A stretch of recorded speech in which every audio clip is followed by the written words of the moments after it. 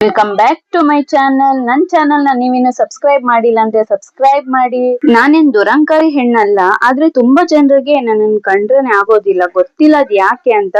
But ನಾನ್ ಯಾವಾಗ್ಲೂ ನನ್ thoughts ಏನು ಅಂದ್ರೆ ನೇರ ನಡೆ ನೇರ ನುಡಿ ಇರ್ಬೇಕು ಅಂತ. ಆದಷ್ಟು ನಮ್ ಮನ್ಸೊಳಗಡೆ ಏನು ಇಟ್ಕೊಳ್ದೆ ನಾವು ಡೈರೆಕ್ಟ್ ಆಗಿ ಮಾತಾಡೋದು, ಫೇಸ್ ಟು ಫೇಸ್ ಮಾತಾಡೋದನ್ನ ಕಲ್ತ್ಕೊಳ್ಬೇಕು ಅನ್ನೋದು ನಂದು. ಯಾಕಂದ್ರೆ ಒಬ್ರು ಬಂದು ಅವ್ರ ಮುಂದೆ ನಾವ್ ಒಂಥರ ಮಾತಾಡೋದು, ಹಿಂದೆ ಒಂಥರ ಮಾತಾಡೋದು, ನನ್ಗೆ ಅದೆಲ್ಲ ಇಷ್ಟ ಆಗೋದಿಲ್ಲ. ನಾನ್ ಏನೇ ಇದ್ರೂನು ಡೈರೆಕ್ಟ್ ಆಗಿ ಮಾತಾಡ್ಬಿಡ್ತೀನಿ, ಹೇಳ್ಬಿಡ್ತೀನಿ. ಮನ್ಸಲ್ಲಿ ಯಾರ ಬಗ್ಗೆನು ಏನೂನು ಇಟ್ಕೊಳ್ಳೋದು ಇಲ್ಲ, ಹಿಂದ್ಗಡೆ ಮಾತಾಡೋದು ಇಲ್ಲ. ನನ್ಗದ್ ಇಷ್ಟನೂ ಆಗೋದಿಲ್ಲ. ಆದ್ರಿಂದ ಮೋಸ್ಟ್ಲಿ ನನ್ನ ನೋಡಿದ್ರೆ ತುಂಬಾ ಜನರಿಗೆ ಆಗೋದಿಲ್ಲ, ಇವಳೇನಪ್ಪ ಈ ತರ ಮಾತಾಡ್ತಾಳೆ, ಇವಳೇನಪ್ಪ ಅಂತ ಅನ್ಕೋತಾರೆ. ಬಟ್ ನಾನ್ ಇರೋದೇ ಹೀಗೆ.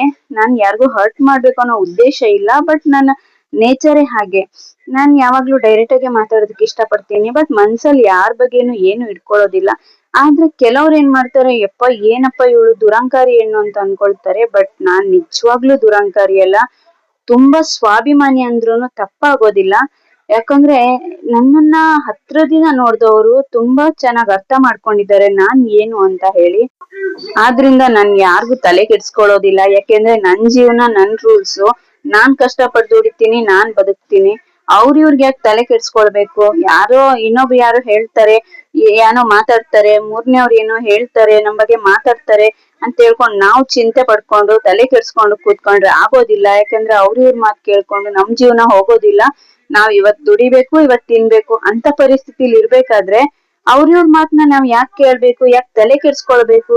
ನೀವು ಅಷ್ಟೇ ಫ್ರೆಂಡ್ಸ್, ಯಾರೋ ಹೇಳಿದ್ದಾರೆ, ಅವ್ರು ಈ ತರ ಹೇಳ್ತಾರೆ, 4 ಜನ ಏನಂತಾರೋ, ತೀರಾ ತಲೆ ಕೆಡ್ಸ್ಕೊಳಕ್ ಹೋಗ್ಬೇಡಿ. ಮನ್ಸಕ್ ತಗೊಳ್ಳಿ, ಬಟ್ ಎಷ್ಟ್ ಬೇಕೋ ಅಷ್ಟ್ರಲ್ಲೇ ಇಟ್ಕೊಳ್ಳಿ. ತೀರಾ ತಲೆ ಕೆಡ್ಸ್ಕೊಂಡು ನಿಮ್ ಚಿಂತೆಗೊಳಗಾಗಿ ನಿಮ್ ಆರೋಗ್ಯ ಹಾಳು ಮಾಡ್ಕೊಂಡು ನಿಮ್ ನೆಮ್ಮದಿ ಕೆಡ್ಕೊಂಡು ಯಾಕೆ ಇಷ್ಟೊಂದ್ ಕಷ್ಟ ಪಡ್ಬೇಕು? ನಮ್ ಜೀವನ ನಾವು ನಿಯತ್ತಾಗಿದ್ದೀವ, ನಾವು ಕರೆಕ್ಟ್ ಆಗಿದೀವ, ಸಾಕು. ಇನ್ನೊಬ್ರಿಗೆ ಯಾಕೆ ಹೆದರ್ಕೊಳ್ಬೇಕು?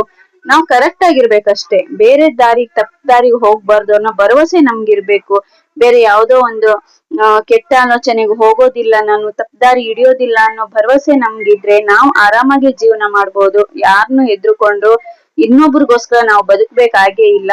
ನಾವು ನಮ್ಗೋಸ್ಕರನೇ ಬದುಕಿದ್ರೆ ಸಾಕಾಗುತ್ತೆ.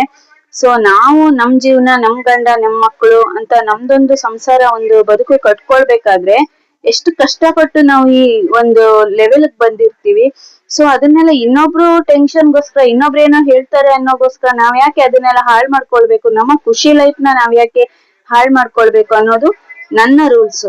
ನಿಮ್ಗೆ ನನ್ ಥಾಟ್ಸ್ ಏನಾದ್ರು ಇಷ್ಟ ಆದ್ರೆ ನನ್ನ ಈ ವಿಡಿಯೋಗೆ ಒಂದು ಲೈಕ್ ಮಾಡಿ, ಏನಾದ್ರೂ ಹೇಳ್ಬೇಕು ಅಂದ್ರೆ ಕಮೆಂಟ್ ಮಾಡಿ, ಸಬ್ಸ್ಕ್ರೈಬ್ ಮಾಡಿ.